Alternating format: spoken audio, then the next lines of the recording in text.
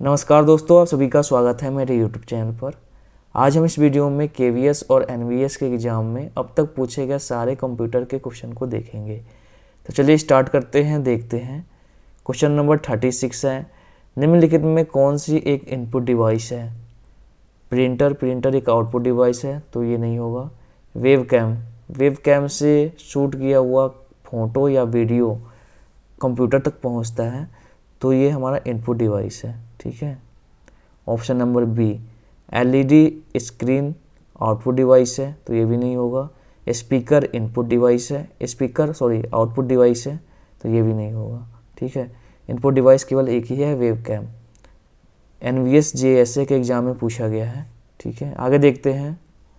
Question number 37, निम्नलिखित में से कौन सा उपकरण आउटपुट डिवाइस के रूप में वर्गीकृत नहीं किया जाता है? तो यहाँ पर है स्कैनर, प्रिंटर आउटपुट डिवाइस के रूप में। देखो स्कैनर हमारा क्या है, इनपुट डिवाइस है, तो यही राइट आंसर होगा। ठीक है, स्कैनर ये आउटपुट डिवाइस में नहीं आता है, जबकि प्रिंटर आउटपुट डिवाइस है, प्रोजेक्टर भी आउटपुट डिवाइस है, प्लॉटर एक प्रकार का प्रिंटर ही है, तो ये भी आउटपुट डिवाइस है। ठीक है, तो option number A right answer है। NVS MTS के एग्जाम में पूछा गया 2025 में। ठीक है, अभी 2025 का ही है पेपर। आगे देखते हैं। क्वेश्चन नंबर 38, निम्नलिखित में कौन सा उपकरण आउटपुट डिवाइस का उदाहरण है? तो आउटपुट डिवाइस का उदाहरण बताओ कौन सा है? आउटपुट डिवाइस का उदाहरण कौन सा है? इसमें देखो वेब कैम इनपुट डिवाइस है। ठीक है, इससे हम क्या करते हैं, फोटो और वीडियो इससे शूट होता है। ठीक है, तो यहाँ पर देखोगे स्पीकर हमारा आउटपुट डिवाइस है, कीबोर्ड इनपुट डिवाइस है, माउस भी इनपुट डिवाइस है, तो option number B right answer है, वेब कैम। NVS MTS के एग्जाम में पूछा गया ये। ठीक है, आगे देखते हैं। क्वेश्चन नंबर 39, निम्नलिखित में कौन सी इनपुट डिवाइस नहीं है? इनपुट डिवाइस कौन सी नहीं है? देखो जॉयस्टिक इनपुट डिवाइस है, तो ये हमारा नहीं होगा। स्कैनर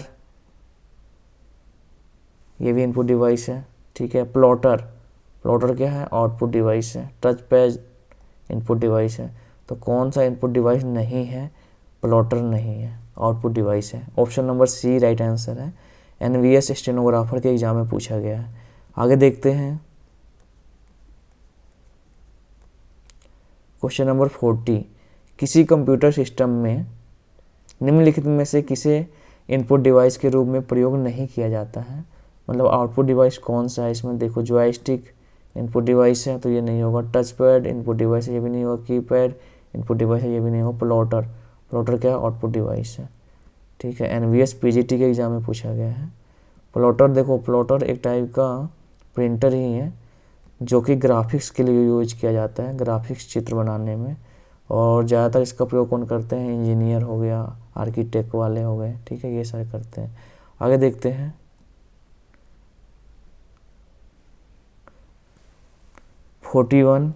निम्नलिखित में से किसका प्रयोग एक आउटपुट डिवाइस के रूप में नहीं किया जा सकता है? मतलब आउटपुट डिवाइस के रूप में नहीं होगा तो इनपुट होगा। ठीक है, तो यहाँ पर देखो LCD स्क्रीन, LCD है तो हमारा आउटपुट डिवाइस ही होगा, तो ये नहीं होगा। ठीक है, प्लॉटर कैसा है? प्लॉटर भी आउटपुट डिवाइस है, तो ये भी नहीं होगा। माइक स्पीकर भी आउटपुट डिवाइस है, तो माइक राइट आंसर होगा। ऑप्शन नंबर सी, ये आउटपुट डिवाइस नहीं है, इनपुट डिवाइस है। NVS PGT के एग्जाम में पूछा गया 2022 में। ठीक है, आगे देखते हैं। क्वेश्चन नंबर 42, निम्नलिखित में से वेब ब्राउज़र का लोकप्रिय उदाहरण है? तो वेब ब्राउज़र क्या होता है? जैसे जिससे हम क्या करते हैं, जिसकी मदद से हम क्या करते हैं, गूगल पे पहुंचते हैं, या मतलब इंटरनेट वेब पेज पर पहुंचते हैं। तो यहाँ पर देख लो कि माइक्रोसॉफ्ट ऑफिस है, वेब ब्राउज़र नहीं, एप्लीकेशन सॉफ्टवेयर है। माइक्रोसॉफ्ट टीम्स एप्लीकेशन सॉफ्टवेयर है। माइक्रोसॉफ्ट आउटलुक ये भी नहीं है।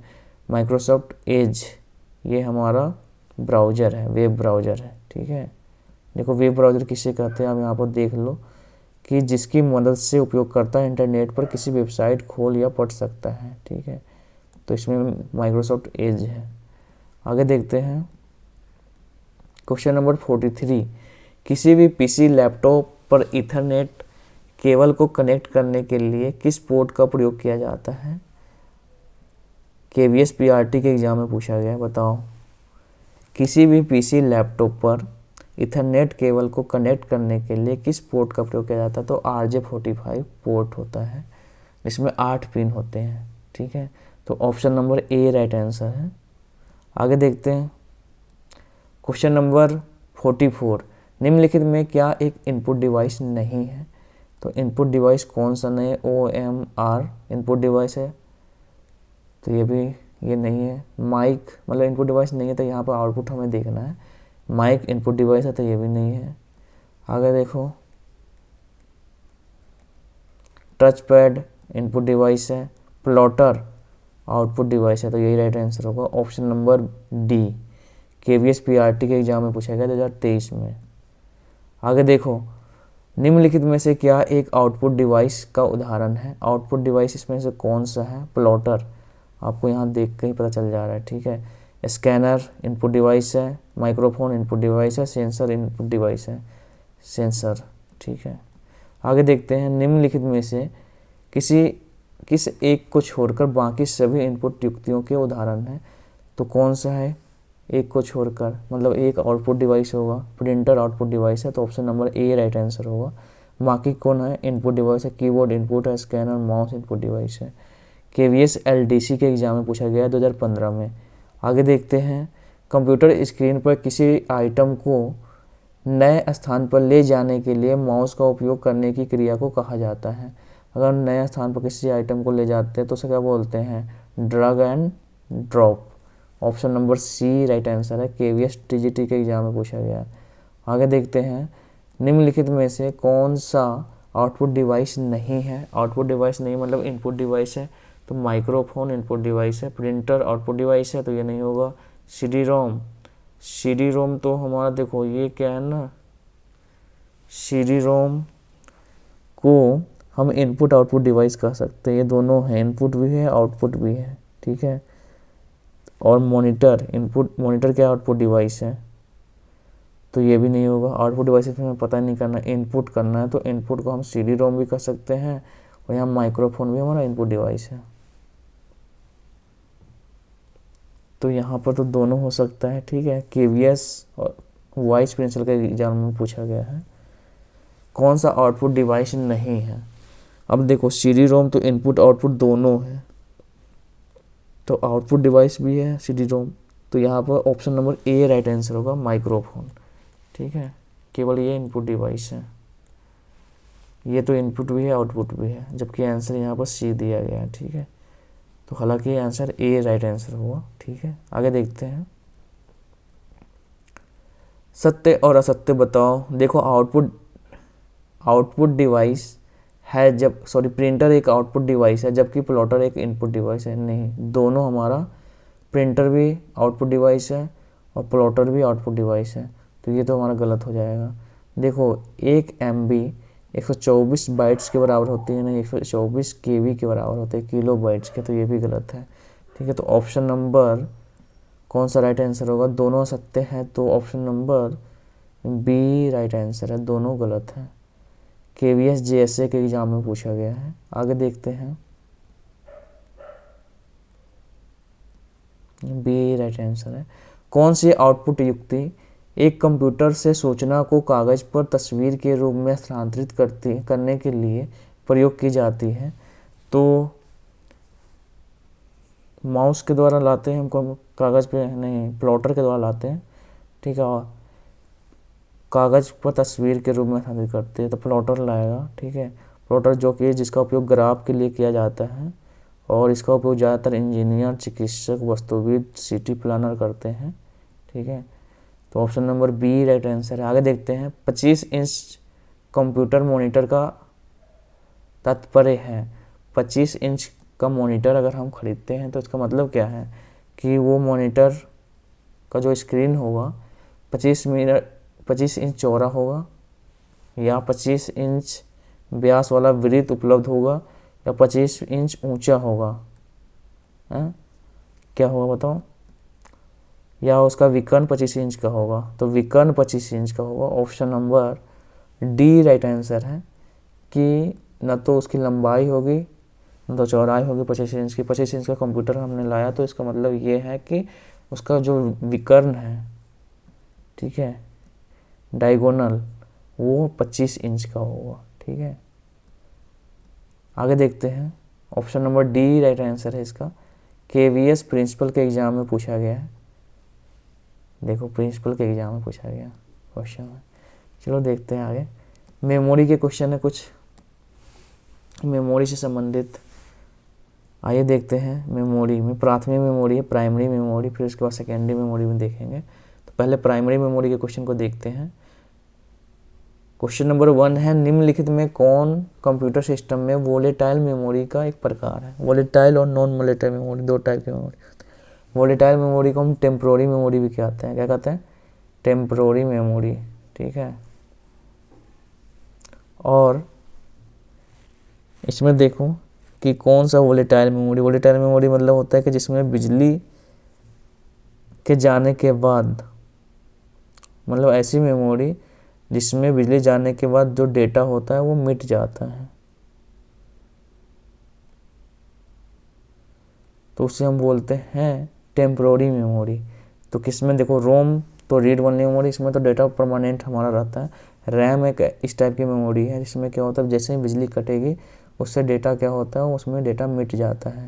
तो देखो, वोलेटाइल मेमोरी किसे कहते हैं? जैसे ही कंप्यूटर, देखो कंप्यूटर की बिजली पावर मिल रही होती है तब तक उसमें डेटा सुरक्षित होता है। जैसे ही पावर बंद होती है, बिजली चली जाती है, मेमोरी का डेटा मिट जाता है, उसे टेम्पोररी मेमोरी कहा जाता है। तो रैम टेम्पोररी मेमोरी का एग्जाम्पल है। NVS MTS के एग्ज़ाम में पूछा गया है। और रोम क्या है हमारा? परमानेंट मेमोरी है, ROM। रैम का फुल फॉर्म पूछ ले आपसे, क्या होता है? Random access memory. रोम का रीड ओनली मेमोरी। आगे देखते हैं। क्वेश्चन नंबर 2 है, निम्नलिखित में से कौन सी मेमोरी DRAM से तेज होती है लेकिन महंगी होती है? तो SRAM। SRAM का मतलब होता है स्टैटिक रैंडम एक्सेस मेमोरी, जबकि DRAM का मतलब होता है डायनेमिक एक्सेस रैंडम मेमोरी। ठीक है, dynamic random access memory DRAM का। और SRAM का, जो SRAM है DRAM से तेज होती है, महंगी होती है, और इसे SRAM में हमें रिफ्रेश करने की ज़रूरत नहीं होती बार बार, जबकि DRAM धीमी होती है, सस्ती होती है और इसे रिफ्रेश करने की ज़रूरत पड़ती है। आप यहाँ याद कर लो सही से। ठीक है, जो SRAM है इसमें हमें रिफ्रेश करने की ज़रूरत नहीं पड़ती है और DRAM में हमें रिफ्रेश करने की ज़रूरत पड़ती है।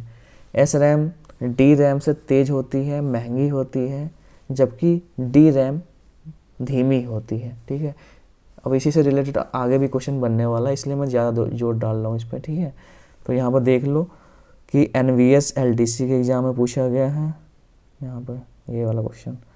चलो आगे देखते हैं। आपको अब समझ में आ जाएगा कि क्यों मैं ज़्यादा इस पर जोर डाला हूँ। निम्नलिखित में से कौन सी एक प्रकार की गैर वाष्पशील मेमोरी नॉन वोलेटाइल मेमोरी है? वोलेटाइल मेमोरी हम किसको बोलते हैं? टेम्पोररी मेमोरी को। नॉन वोलेटाइल मेमोरी में जो परमानेंट मेमोरी होता है, तो रैम जिसमें भी होगा, देखो SRAM है तो ये हमारा टेम्पोररी मेमोरी है, ये भी SDRAM है, टेम्पोररी मेमोरी है, DRAM है, टेम्पोररी मेमोरी। रोम, जहाँ पर ROM दिख जाए आपको, ठीक है, वो हमारा परमानेंट मेमोरी है, नॉन वोलेटाइल मेमोरी है। तो option number C right answer होगा, EPROM। ठीक है, EPROM का फुल फॉर्म क्या होगा बताओ? Erasable programmable read only memory. Erasable programmable read only memory. ठीक है, आगे देखते हैं।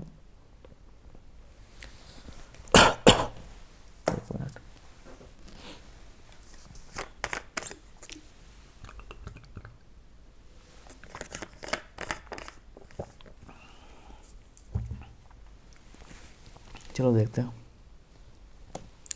रोम की निम्नलिखित में श्रेणियों में से किस श्रेणी में संग्रहित सामग्री को मिटाने के लिए विद्युत संकेतों की जरूरत होती है?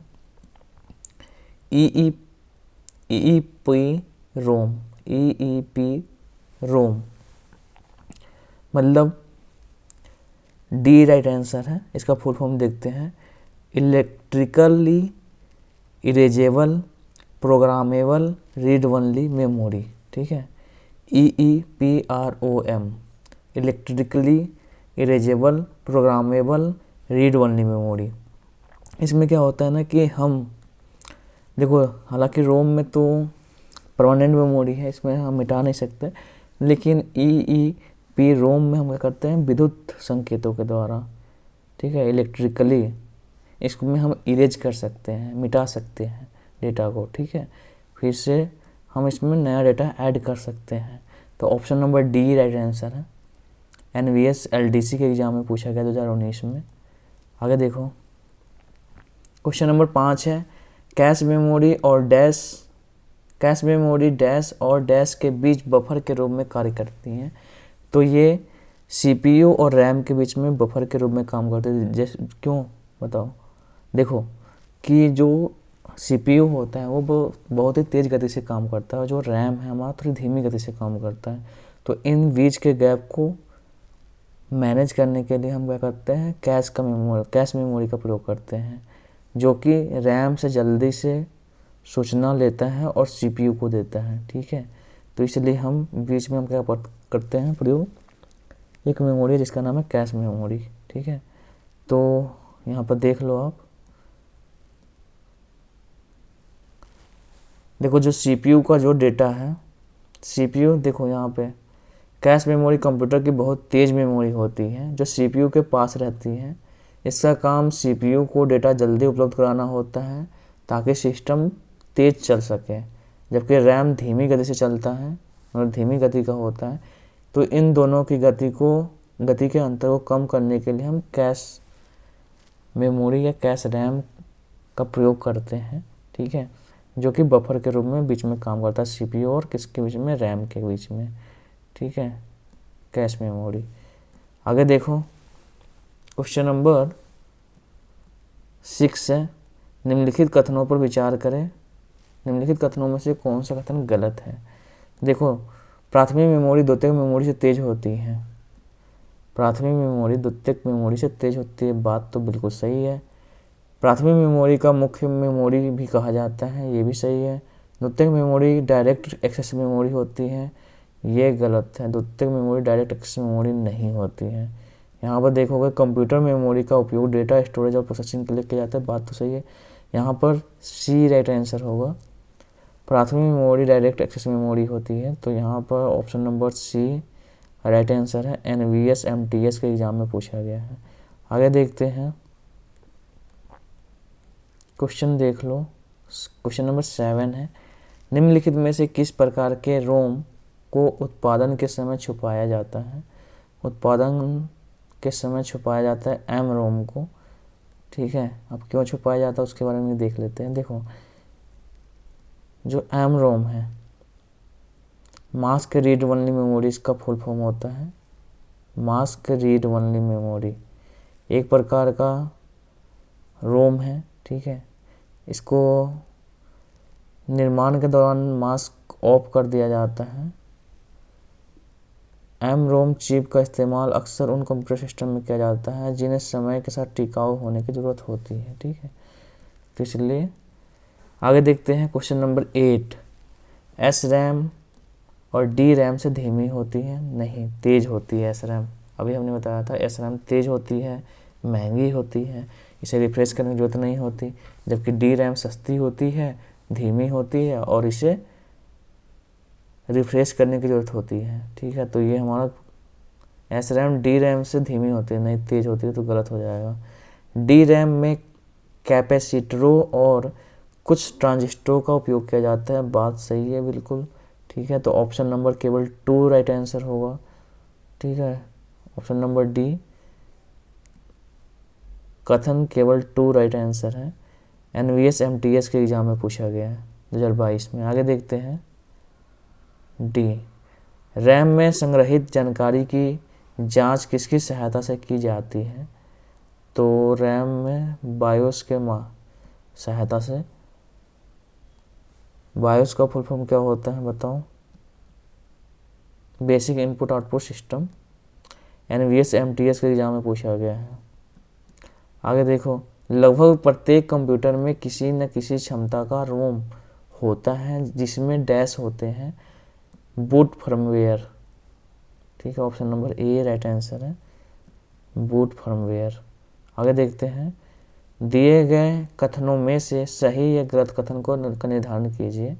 देखो, डी रैम और कैश मेमोरी दोनों की एक्सेस गति समान होती है। नहीं, डी रैम क्या होता है? धीमी होती है। कैश मेमोरी तेज होती है, तो ये गलत हो जाएगा। कंप्यूटर सिस्टम में एस रैम और डी रैम दोनों को मुख्य मेमोरी के रूप में इस्तेमाल किया जाता है। कंप्यूटर सिस्टम में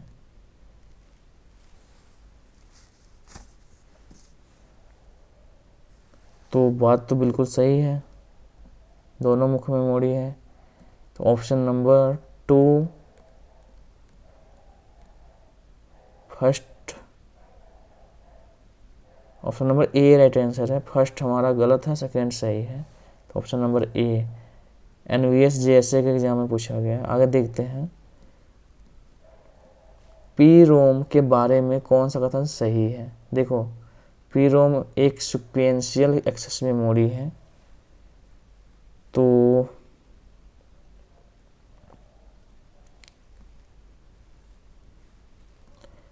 ये तो हमारा गलत है। ठीक है, एक चुंबकीय मेमोरी है, ये भी गलत है। एक नॉन वोलेटाइल मेमोरी है। ठीक है, ये सही है। तो केवल थर्ड राइट आंसर है। ठीक है, ऑप्शन नंबर सी। आगे देखते हैं, पी रोम मतलब होता है प्रोग्रामेबल रीड ओनली मेमोरी। ठीक है, आगे देखो,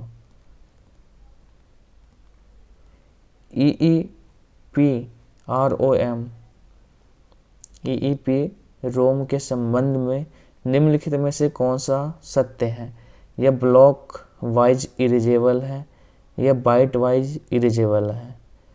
तो ब्लॉक वाइज तो इरेजेबल नहीं है, बाइट वाइज इरेजेबल है। तो option number B right answer है। बी केवल 2 फॉलो करता है, मतलब 2 सही है। आगे देखते हैं, NVS JSA के एग्जाम में भी ये भी पूछा गया। देखो, यहाँ पर है, दिए गए कथनों में से सही और गलत होने का निर्धारण कीजिए। ठीक है, SD रैम को सिंक्रोनस डी रैम के रूप में जाना जाता है। यह सामान्य डी रैम से अधिक तेज होती है। बात तो बिल्कुल सही है। इसको देखो, डी रैम से एस रैम डी रैम से अधिक तेज होती है, लेकिन इसे लगातार रिफ्रेश करने की जरूरत है। देखो, एस रैम को तो रिफ्रेश करने की जरूरत होती ही नहीं है। ठीक है, तो ये गलत हो जाएगा। यहाँ तो तक तो सही था, लेकिन इसमें रिफ्रेश करने की जो आवश्यकता होती है नहीं होती है। किसमें? एस रैम में, डी रैम में होती है। ठीक है, तो यहाँ पर देखो, पहला तुम्हारा सही है, दूसरा गलत है। तो यहाँ पर देख लो कौन सा राइट आंसर होगा? D, option number D first statement हमारा सही है, सेकंड रॉन्ग है। ठीक है, NVS JSA के एग्जाम में पूछा गया है। आगे देखते हैं, क्वेश्चन नंबर 15। यहाँ देखो, निम्नलिखित में से किस श्रेणी के रैम को निरंतर रिफ्रेश करने की आवश्यकता होती है? देखो, क्वेश्चन आ गया, किस बताओ, डी रैम को कि एस रैम को? तो रिफ्रेश करने की जरूरत होती है केवल एस रैम को, डी रैम को नहीं होती है। ठीक है, SD रैम को नहीं होगी। तो ऑप्शन नंबर, तो दोनों डी रैम है। रुक जाओ, यहाँ पर देखो, यहाँ पे भी डी रैम है, यहाँ पे भी डी रैम है, SD रैम है, थोड़ा सा चेंज हो गया है, इसलिए दोनों में रिफ्रेश करने की आवश्यकता होगी। Option number C right answer है। ठीक है, देखो, डी रैम या SD रैम दोनों एक ही टाइप का, दोनों में रिफ्रेश करने की जरूरत होती है। आगे देखो, निम्नलिखित में से कौन सी रीड ओनली मेमोरी का एक प्रकार नहीं है? रीड ओनली मेमोरी का एक प्रकार नहीं है, बताओ कौन सा नहीं है? तो जहाँ पर रैम दिख जाएगा, देखो यहाँ पर रीड ओनली मेमोरी का एक प्रकार है, ये भी रीड ओनली ROM सब में लगा हुआ, किसी में नहीं, केवल नहीं लगा RAM, इसमें लगा RAM, static random access memory.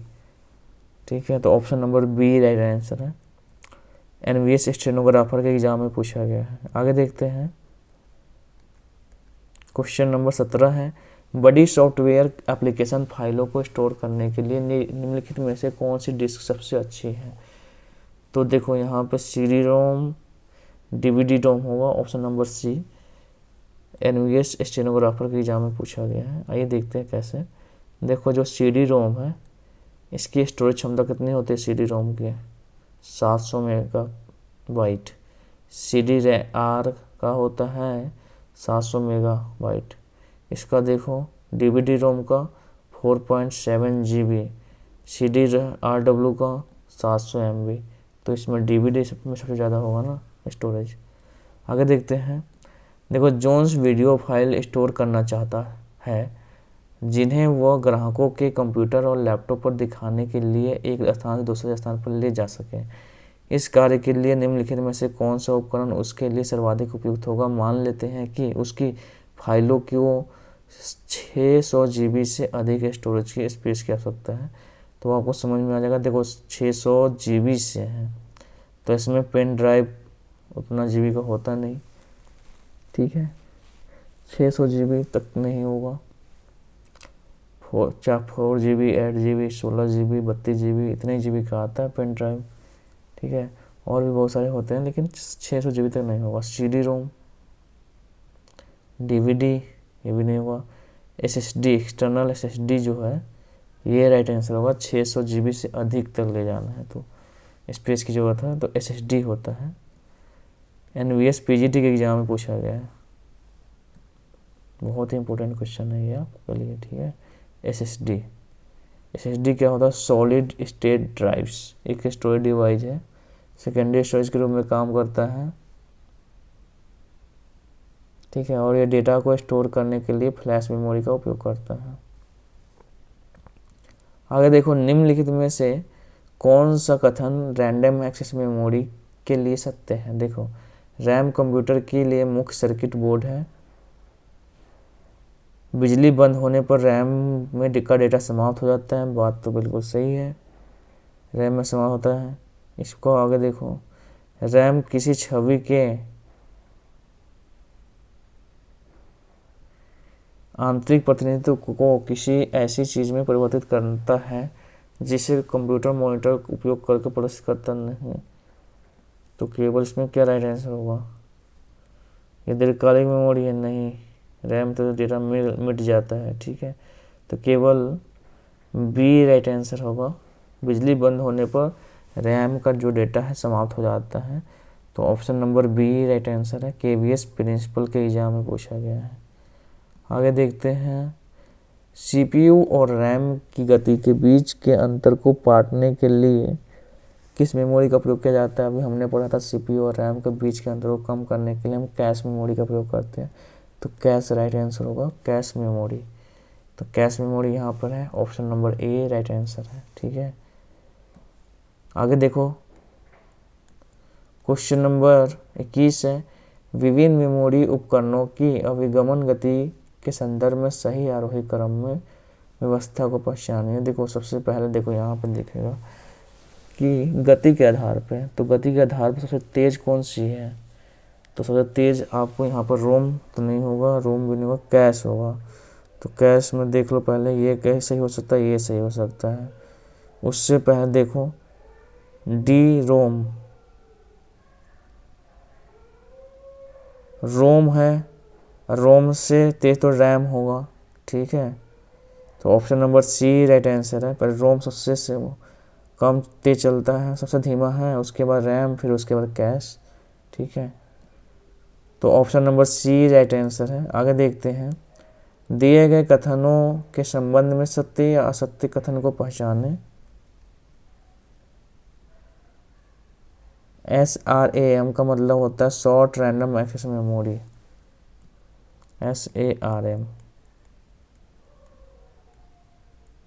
नहीं, अच्छा सॉरी, यहाँ पर मैंने देखा ही नहीं चाहिए, गलत। देखो सत्य और असत्य को देखो, SRAM का फुल फॉर्म क्या होता है, शॉर्ट नहीं, शॉर्ट तो होता नहीं है, स्टैटिक रैंडम एक्सेस मेमोरी होता है, तो ये तो गलत हो जाएगा, सीधी सी बात है।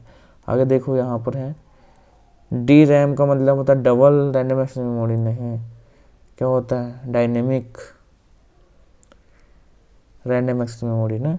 तो दोनों गलत है, फर्स्ट और सेकंड दोनों गलत है, तो option number C right answer होगा, फर्स्ट और सेकंड दोनों गलत है।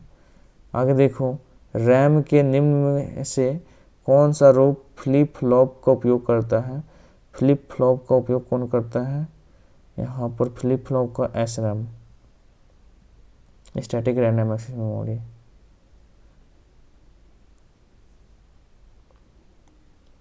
देखो फ्लिप फ्लॉप क्या है, देखो फ्लिप फ्लॉप एक सर्किट होता है जो सिंगल बीट 0 या 1 को स्टोर करता है। आगे देखो क्वेश्चन नंबर 24 है, इनमें से किसे पावर विद्युत धारा प्रवाह के चालू होने पर भी डेटा को बनाए रखने के लिए रिफ्रेश करने की आवश्यकता होती है।